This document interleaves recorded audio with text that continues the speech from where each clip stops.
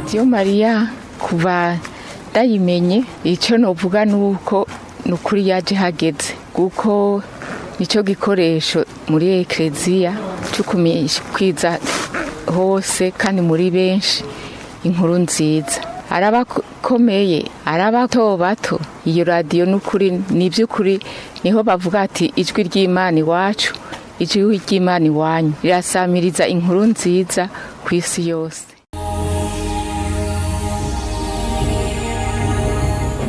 Ibiganiro vya Radio Maria nukuri byubaka byose na cane cane nk'umukristu turahakurira inyigisho zitwubaka zikaduteza imbere mu bukristu bwacu tukamenyeraho ibyo tutari tuzi guko niryo jwi n'abasaseredoti bacu abasenyeri bacu bakoresha kugira ngo bashikire abantu benshi na cane cane rero ikintu nshima gose nkashima nuko hariho benshi ishikira batari gushobora kushikirwa n'iyo nkuru nziza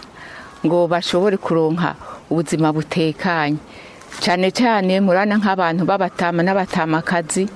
cyangwa abantu baba kure cyane y'amaparuwase batagishobora kuhashika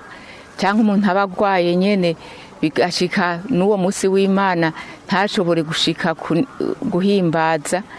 iyo radiyo iramufasha agakurikira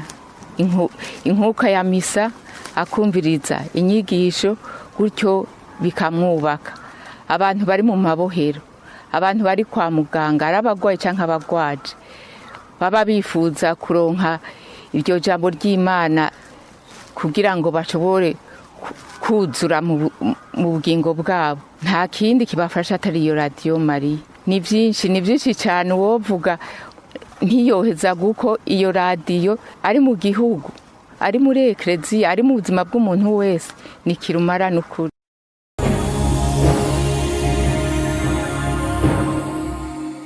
Yo barahomba gose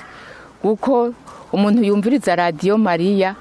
aronka amahoro aronka ubuzima uko ibiganiro byose bihaca bibi bisabisho biba amakuru biba inyigisho byose usanga ari ibintu byubaka